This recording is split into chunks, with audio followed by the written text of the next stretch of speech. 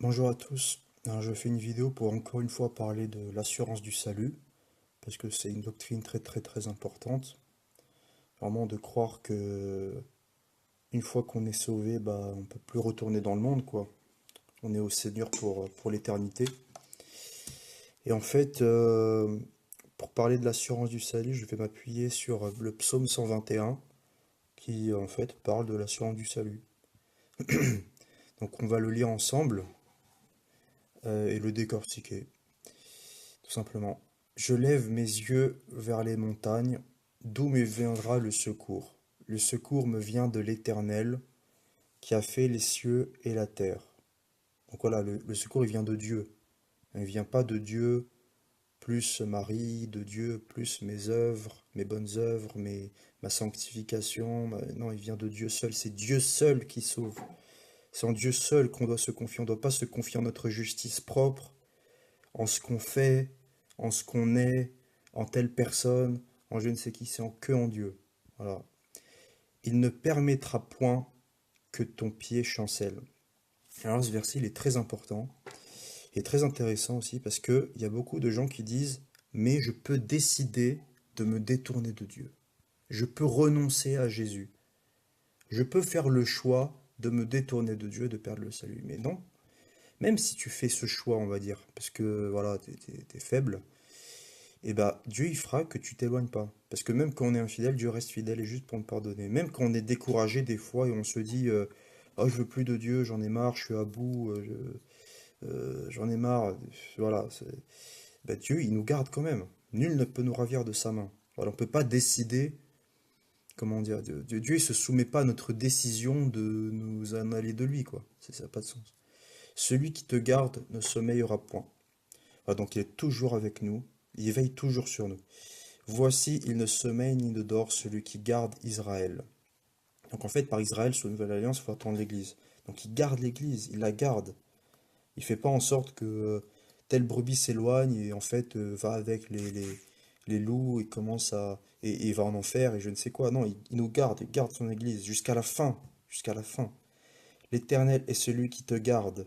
L'Éternel est ton ombre à ta main droite. Pendant le jour, le soleil ne te frappera point, ni la lune pendant la nuit.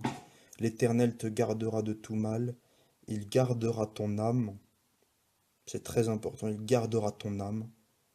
Comment est-ce qu'on peut perdre le salut si Dieu garde notre âme? Faut m'expliquer. Parce que Dieu, il est fidèle, Dieu, il est tout-puissant, Dieu, il nous garde, quoi. Il a fait des promesses, en fait. Il a fait la promesse qu'il nous donne la vie éternelle. Il nous donne la vie éternelle, quoi. Il nous a pas dit, je vous donne une vie provisoire ou une vie temporaire. Il nous a dit, je vous donne la vie éternelle. Voilà. L'Éternel gardera ton départ et ton arrivée dès maintenant et à jamais. À jamais! À jamais! C'est pas en cours de route, tu peux perdre le salut. Non, c'est à jamais. On appartient éternellement à Dieu. J'ai l'assurance que ni la mort, ni la vie, ni les puissances, ni domination, rien ne peut nous séparer de l'amour de Dieu manifesté en Jésus-Christ. Rien. Rien du tout. Celui qui a commencé cette bonne œuvre en nous la terminera au jour de Jésus-Christ. Et franchement, ce psaume, il est magnifique parce que du premier verset jusqu'au dernier, il parle de l'assurance du salut. Dieu, il nous garde. Il est avec nous à jamais. Il ne permettra point, il dit qu'il ne permettra point que ton pied chancelle. Mais on ne peut pas perdre le salut. On ne peut pas. Même si des fois on a des chutes parce qu'on est faible, parce qu'on est mauvais, parce qu'on est tordu, parce qu'on a encore le péché rémanent, tout ça. Mais Dieu, il est là pour nous relever. Il est là pour nous relever. Il dit pas, t'as commis un péché, voilà, le péché de trop. Là, c'est bon, j'en ai marre, je te laisse tomber. Non, ça n'existe pas. Dieu, il est avec nous pour l'éternité. Il nous a donné la vie éternelle. Jésus, ce qu'il a fait à la croix, c'est pas, comment dire, c'est pas quelque chose qui donne une semi-vie en fait. Jésus, c'est pas un semi-sauveur. Il a pas dit, je fais le premier pas, vous devez faire le reste. J'ai fait ma part, vous devez faire votre part. Il a pas dit ça. Il dit, tout est accompli. Voilà. Le salut, il est garanti pour chacun des élus. C'est très important de le comprendre parce que si vous ne comprenez pas ça, en fait, vous allez vivre une vie malheureuse et vous ne serez pas sauvé parce que Vous vivrez une vie malheureuse parce que vu que vous croyez que vous pouvez perdre le salut, bah, vous allez tout le temps vous dire, oh, je peux perdre le salut. Est-ce que j'ai pas perdu le salut? Est-ce que je vais perdre le salut dans 2 ans? Si je perds le salut, comment je retrouve le salut? Il faut que je fasse tel nombre de bonnes œuvres pour garder mon salut aujourd'hui. En fait, vous serez toujours là-dedans, quoi. Dans un espèce de schéma légaliste. En fait, où vous vous confierez pas en Dieu, mais vous vous confierez en vos bonnes actions. Prétendument vos bonnes actions. Parce que vos bonnes actions, c'est pas vraiment des bonnes actions, hein. Il y a toujours du péché lié à nos actions. Voilà. Soit en acte, en parole ou en pensée.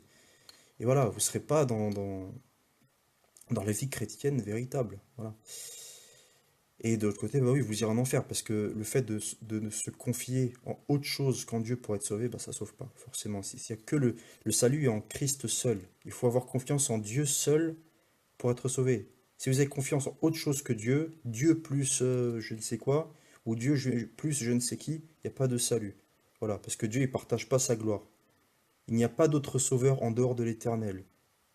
Voilà, c'est clair et net. Et franchement, croyez en l'assurance du salut. Croyez que vous êtes sauvé pour l'éternité. Dieu, ce qu'il a fait, c'est pas, c'est pas une œuvre inachevée. C'est une œuvre accomplie. C'est très très important de le comprendre. Le salut, il est éternel. Il n'est pas provisoire. Soyez bénis, au revoir.